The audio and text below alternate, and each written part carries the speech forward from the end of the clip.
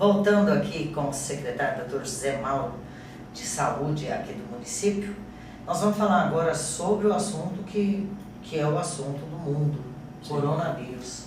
Sim, é uma doença nova, sim, uma doença nova. Ela surgiu em dezembro, uma mutação de um vírus da família Corona, que foi responsável no passado por várias epidemias, né, como a síndrome da angústia respiratória, o SARS, a doença do Oriente Médio, que foi a MERS, que foram doenças muito mais contagiosas, muito mais letais, quer dizer, com letalidade que chegaram a mais de 34% de óbitos nesses casos.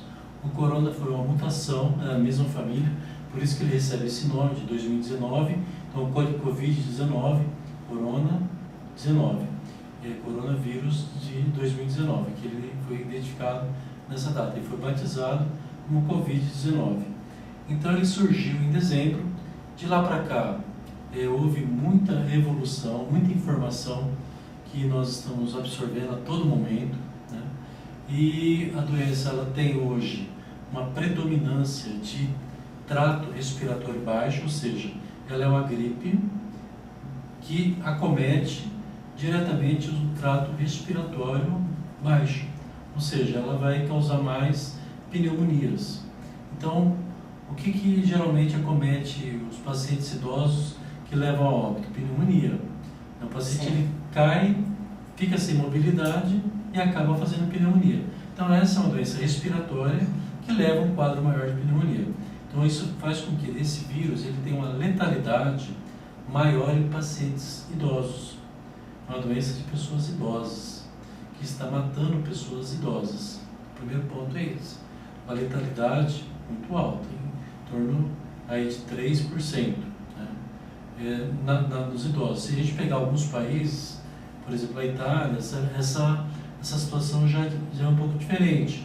Ela está pegando pacientes acima de 50 anos, a letalidade em torno de 6%. O clima tem muito a ver com isso, Sim. A temperatura que o país tem, porque, segundo dizem, o corona vai ter mais dificuldade de se proliferar Sim. no Brasil por conta das altas temperaturas. É uma doença respiratória, mas assim, nós temos que entender que nós também temos frio.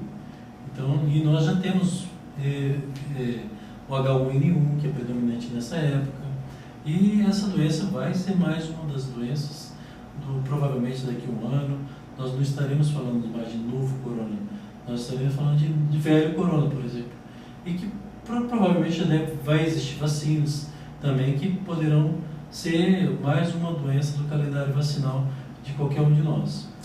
Doutor, nós tínhamos aí um quadro de 10 casos suspeitos que caiu para 7, né? 3 já foram eliminados, mas nós não tivemos ainda, graças a Deus, nenhum caso confirmado aqui na nossa capital, nem no nosso estado, é isso? Ainda não tem nenhum caso confirmado em Mato Grosso do Sul, nem em Campo Grande. Tá? Essa notificação ela é diária, isso aumenta e diminui diariamente, por isso foi montado um centro de operações de emergência na Secretaria de Estado. A Secretaria de Município tem a unidade de resposta rápida, onde nós Os temos... testes já estão sendo feitos aqui? Ainda não, mas serão feitos.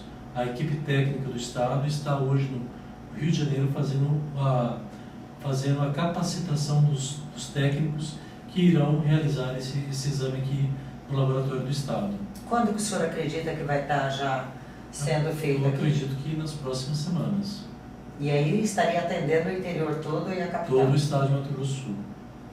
Doutor, mais uma dúvida assim que as pessoas têm falado muito. Existem muitas crendices, mas o que se tem de concreto até o momento, que nós da imprensa estamos acompanhando, é que Cuba se pronunciou dizendo que tem já um caminho para conseguir a fabricação, né, de uma vacina contra o coronavírus. Essa vacina, ela seria uma vacina preventiva ou uma cura? Nós não temos tratamento de cura? ainda assim, informação a esse respeito. Nós estamos seguindo a recomendação do Ministério da Saúde.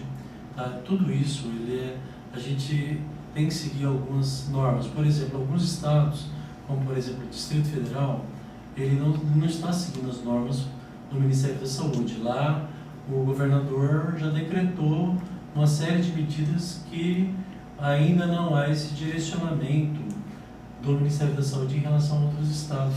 Mas, doutor, nós vimos que o Ibanez fez isso, o governador lá de Brasília, ele fez essa portaria ontem. Mas hoje, o próprio Congresso entrou em quarentena. Sim, porque hoje... Não seria uma medida preventiva com relação a...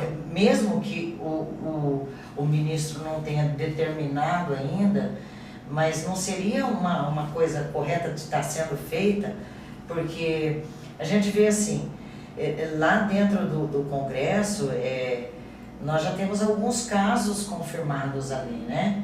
E Brasília já tem um número maior, né? Nós teremos provavelmente esse vírus circulando aqui.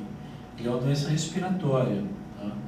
Então nós entendemos que essas atitudes vão ser tomadas, inclusive amanhã está saindo recomendações em relação a eventos com mais de 100 pessoas. Nós iremos recomendar a não realização de eventos com mais de 100 pessoas. Nós tivemos 2 cancelamentos hoje, né? Isso, e provavelmente haverá essas medidas. À medida que, por exemplo, existam casos, provavelmente fechamento de fronteiras, mas essas são decisões que devem ser tomadas com prudência também. Porque nós estamos falando de eventos que impactam diretamente na economia do nosso estado, do nosso município, e de forma preventiva está sendo feita, está sendo estudado para ser adotado essas medidas por meio de um ordenamento. O Estado de Mato Grosso do Sul, município de Campo Grande, então diariamente há um centro de operação discutindo essas ações, ao qual ali participam a Defesa Civil, bombeiros, técnicos da Vigilância Sanitária, para que possamos ver a melhor saída e numa discussão ampla a 4 mãos. A primeira hipótese é realmente tomar essas medidas. Isso provavelmente deve ser tomado. Eu não estou dizendo que não será tomado. Essas medidas serão provavelmente tomadas como precaução. Mas nós também entendemos que a maioria dos casos, 80% dos casos de corona no mundo e também o que está acontecendo em São Paulo, é de tratamento domiciliar. Os pacientes irão ficar em quarentena em casa, ou isolamento em casa, em acompanhamento domiciliar. Inclusive, é necessário... Como seria feito esse tratamento dentro essa quarentena em casa? Porque nós até noticiamos hoje casos na Itália, por exemplo, onde as pessoas estão confinadas dentro de casa, né? E que um artista veio a público, através de rede social, pedir socorro, porque a irmã dele, que estava com o vírus, morreu e ela estava ali, ele estava ali com o corpo, e ninguém ia retirar. Bom, essas são situações, Lucina, que são situações dramáticas que causam essa situação de pânico na população. Então, eu acho que o foco é baseado no que nós estamos observando em relação ao que nós estamos planejando como medidas preventivas. Eu entendo que Campo Grande tem uma rede robusta em relação à atenção primária, são 72 unidades, são 10 unidades de emergência, são hospitais contratualizados, Santa Casa, Câncer, Hospital do Câncer, São Julião, HU, Rosa Pedrociano, todos esses hospitais fazem parte de uma rede de contratualização da Prefeitura Municipal de Campo Grande. Nós aprovamos um plano de contingenciamento, nós temos um fluxo de pacientes suspeitos que sejam confirmados dessa doença. Nós iremos passar agora, semana que vem, visitando os hospitais para analisar a estrutura que está sendo disponibilizada no plano de contingência. À medida que as situações forem sendo necessárias, aí haverá possibilidade, por exemplo, de suspensão de cirurgias eletivas, haverá possibilidade do poder público, diante dos decretos que foram surgindo, que já existe, você poder contratualizar com hospitais privados, sem ter processos licitatórios.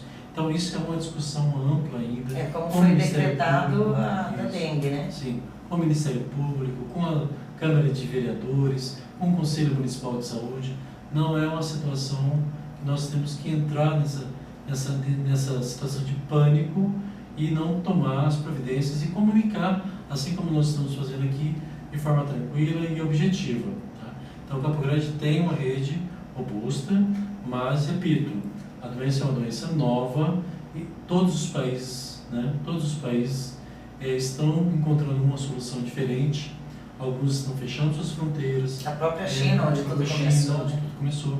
E que lá hoje foi decretado, por exemplo, que após 3 meses o pico da doença já passou o pico da doença. No pronunciamento do ministro, ele disse que a previsão é que dure no máximo 4 meses, né, o grande pico da proliferação dessa doença. E que depois a coisa já começa, né, a tranquilizar. Então, assim, o foco são os leitos críticos, né? Por isso que nós estamos empenhados em tentar, vamos dizer assim, contratualizar ao máximo de leitos de CTI. Então esse é o nosso objetivo. Então começamos aí existem leitos para serem habilitados na unidade do trauma, poderão ser utilizados. Existem leitos no CTI, na unidade do PEV, contratualizado hoje. Foi aberto também mais 9 leitos de retaguarda no hospital regional para esse tipo de situação. Por quê? São pacientes que nós esperamos que os pacientes críticos sejam pacientes idosos, né, que é a maior faixa de letalidade. A última agora, a sua orientação como secretário de saúde do município para a população de Campo Grande. O que é que a população pode fazer, se existe alguma precaução, o que é que o campo-grandense e o sul-mato-grossense pode fazer? Essa é uma doença respiratória, é importante deixar claro isso, ao qual o contato próximo, né, ele é o contato mais fácil de transmissão dessa doença. Então você evitar ambientes com acúmulo de pessoas, ambientes fechados, né, você fazer a higiene das mãos, lavar as mãos com água e sabão, higienizar as mãos com álcool, que também foi demonstrado que o vírus vive em torno de 1 hora quando você higieniza as mãos com álcool 70. Sendo que se ele estiver no ambiente, ele dura mais de 7 dias. Nossa. Então você tem aí situações que você pode prevenir essa doença. Pacientes idosos se manterem hidratados, se manterem longe de ambientes com temperaturas baixas, que podem levar a um processo de gripe comum, que pode ser um fator que leva esse paciente a uma unidade de emergência. Evitar as unidades de emergência no sentido de início de sintomas, né? Então procure uma unidade básica, que é o encaminhamento mais adequado, agende a sua consulta, se for o caso. Naqueles casos que estiverem em isolamento domiciliar, aí eles serão acompanhados por os agentes comunitários, pelos agentes de vigilância sanitária, serão monitorados e retornarão às UPAs, que serão os lugares onde as doenças irão adentrar dentro da rede, provavelmente. As unidades hospitalares privadas também é uma outra situação, os prontos-socorros dos hospitais privados. Então, assim, tentar evitar ao máximo essa situação de procurar um ambiente de muita gente. Além dessas, alguma outra orientação para as crianças, por exemplo, que vão para a aula, os adolescentes? Eu acredito assim, existe até a questão do nosso hábito cultural, né? O brasileiro, ele se cumprimenta, ele se beija.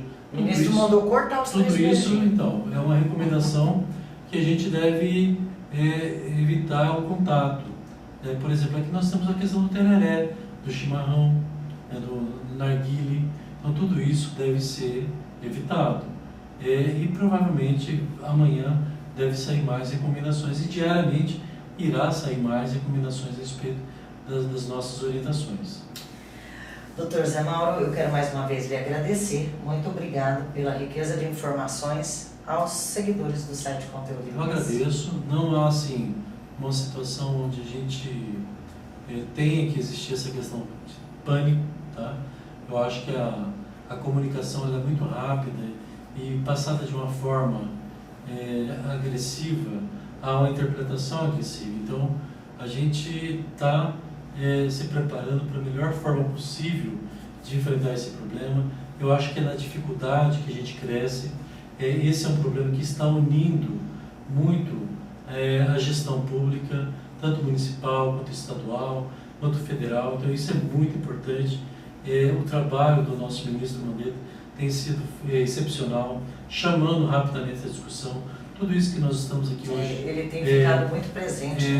Comunicando com você, com o seu público, é decorrente de meses de negociação, de discussão. É um resumo de basicamente todas essas ações do ministro tem tomado. Então, aqui também deixo o meu agradecimento. Deixo o meu agradecimento também ao secretário de Estado, que tem sido um grande parceiro no enfrentamento desse problema. E tenho certeza que nós iremos, com a ajuda de todos, vencer mais um dos problemas que tanto nos aflige. Amém. Obrigada. Daqui a pouco a gente não pode nem cumprimentar. Não pode.